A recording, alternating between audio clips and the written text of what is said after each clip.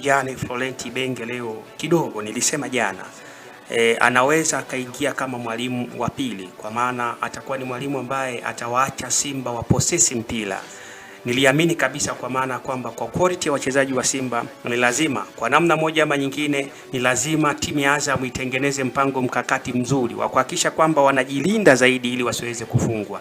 Na of course niliona hivyo kipindi cha kwanza, wakati naendelea kukitazama. Azam waliingia na mfumo wa 4-4-2, kwa maana kwamba walikuwa na purely 4 defenders, lakini pia walikuwa na purely wachezaji karibu 4 kwenye eneo la midfield na washambuliaji wawili ambao walikuwa mbele kuhakikisha kwamba timu inafanya vizuri. Sasa kwenye mfumo huo ambao walikuwa naucheza, huo ndio umeweza kusababisha kwa namna moja ama nyingine timu ya Azam ionekane ni timu ambayo kidogo ilikuwa na nidhamu kubwa sana kujilinda, na hii nidhamu ya kujilinda ilitengeneza Simba kutokuwa na wastani bora sana wa kufika mbele. Na bahati mbaya kwa yule ambaye alikuwa anaitazama mechi hii, Simba kipindi cha kwanza hawakuwa more aggressive wakati wanashambulia.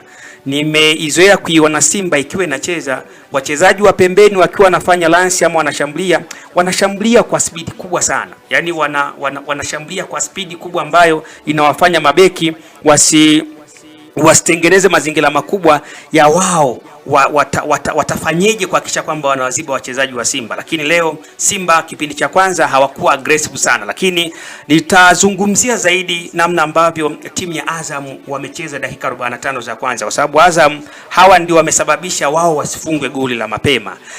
Kwenye mfumo wao walivyokuwa wanacheza, ule mfumo wa 4-4-2 walivyokuwa wanaucheza leo, mwalimu alitengeneza mazingira makubwa. Mwalimu wa timu ya Azam mawili makubwa. Moja, kama atapata magoli basi apate magoli ya mipira mirefu ama mipira ambayo itakuwa imekufa, tunazungumzia dead balls ambazo wachezaji wake wengi ni warefu.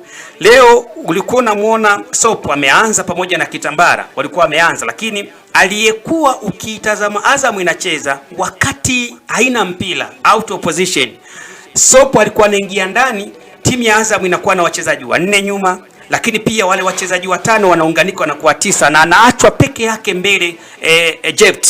Mwisho wa siku sasa, wakati anaachwa peke yake mbele, ikawa inabidi apelekewe mipira mirefu ambayo yeye ni mchezaji mzuri sana.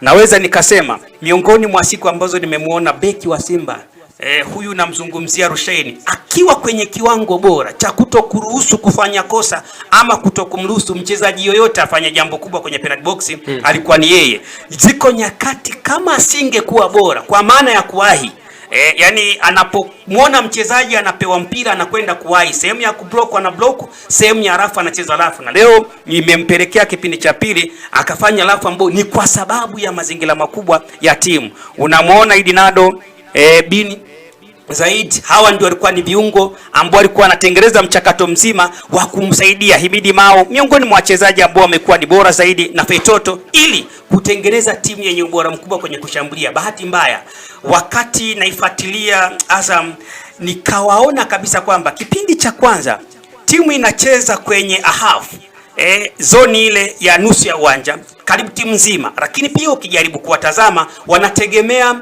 long pass na individual brilliant ya wachezaji wawili, Bin Said na Idi Nado pembeni, ili wakishafanya turns wakimbie kwenye flanks, wapige cross, wamwangalie Sopi yuko wapi na uangalie Kitambara yuko wapi. Lakini bahati nzuri Simba walicapitalize hayo maeneo kipindi cha kwanza, wakaweza kuwaficha Azam. Lakini bahati mbaya kilichowaangusha wao ni slow motion. Naweza nikazungumza hivyo. Simba wasingefika dakika 45 hajapata goli. Kama ulikuwa unaitazama vizuri mechi, ulikuwa unamuona akipata mpira Chama, Elimpans, Ribase, movement zao za kwenda mbele kwa kipindi cha kwanza hazikuwa na kazi. Walikuwa wanacheza build up kwa kutengeneza mashambulizi kutoka golini kwenda mbele. Na bahati mbaya hayo mashambulizi timu ya Azam inajua wao walikuwa wakipoteza mpira, wanarudi wengi, wanakuja kuongeza idadi ya wachezaji nyuma, wanakuwa 9. Simba wakati huo mnakuwa 3. Kwa hiyo ni ngumu sana kupata goli kati ya wachezaji 9 mpaka 5, ili hali nyinyi mko 3 mpaka 5 na mko free. Jambo ambalo sasa likaifanya mechi kwa dakika 45 za kwanza tukaenda bila kuona exactly shoot on target, hatukuliona pasi za maana ambazo zimepigwa kwa opponent wote hatukuwaona, lakini even dribbling successfully pass hatukuziona. Hizo ndio ilikuwa sababu za kiufundi. Azam walijilinda, Simba walikuwa slow, ndio maana hatukuweza kuona goli ndani ya dakika 40.